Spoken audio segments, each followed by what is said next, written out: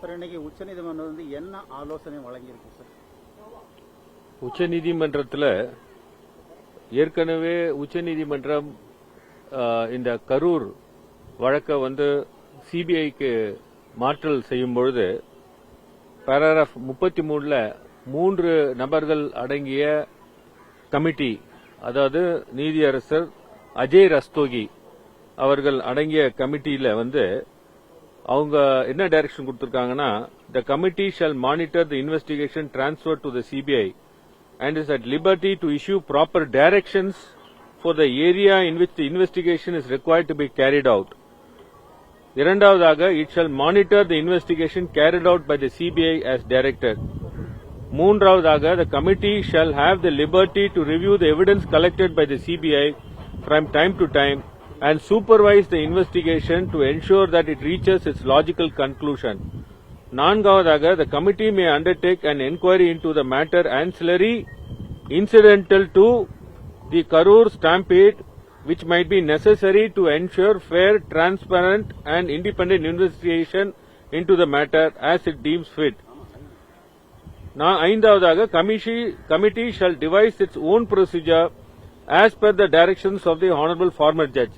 ஆகவே ஏற்கனவே உச்சநீதிமன்றத்தில் எல்லா அதிகாரமும் 3 நபர்கள் அடங்கிய கமிட்டி, இந்த ஒரு கரூர் சம்பந்தப்பட்ட பிரச்சனைகள் விஷயங்கள் எது இருந்தாலும் இந்த 3 நபர்கள் அடங்கிய கமிட்டி ஏற்கனவே அதிகாரம் கொடுக்கப்பட்டு விட்டது.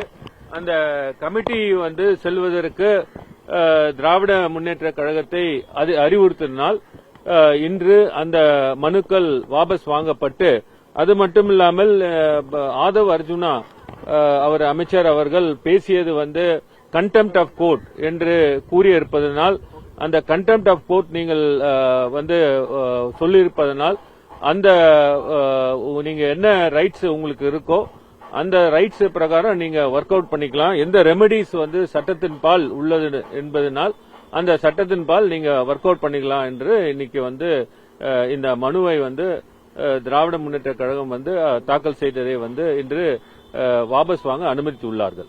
அடுத்த கட்டமா வந்து கண்டெம்ட், அதாவது அவதூறு வழக்கு போடுவாங்களா, நீதிமன்ற அவமதிப்பு வழக்கு மற்றும் இந்த கமிட்டியிடம் போய் முறையிட போவாங்க. இது ஏற்கனவே திரு RS பாரதி அந்த மனுவில் சொல்லியிருக்காரு, நீதிமன்ற அவமதிப்பு வழக்கு தாக்கல் செய்யப்படும் என்று.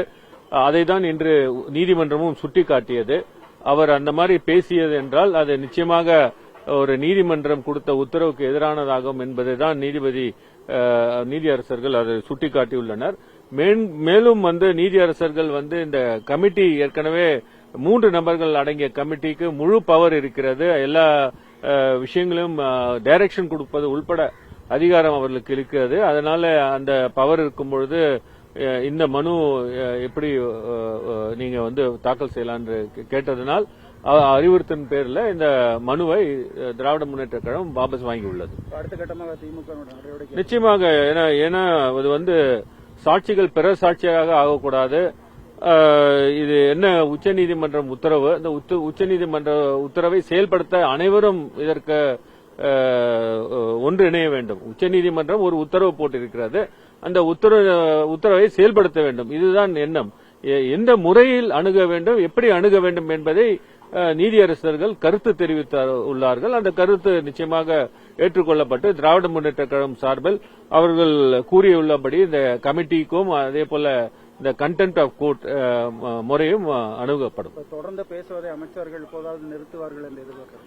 நிச்சயமாக. இப்போ இது வந்து ஒரு வழக்கு, கெஜ்ரிவால் வழக்கு, நிறைய வழக்குகள் இருக்கிறது. அதாவது ஒரு இன்வெஸ்டிகேஷன் பெண்டிங்கா இருக்கச்ச, அதுவும் வந்து ஒரு முதலமைச்சர், அதுவும் வந்து அவர் விட்னஸா இருக்கிறாரு.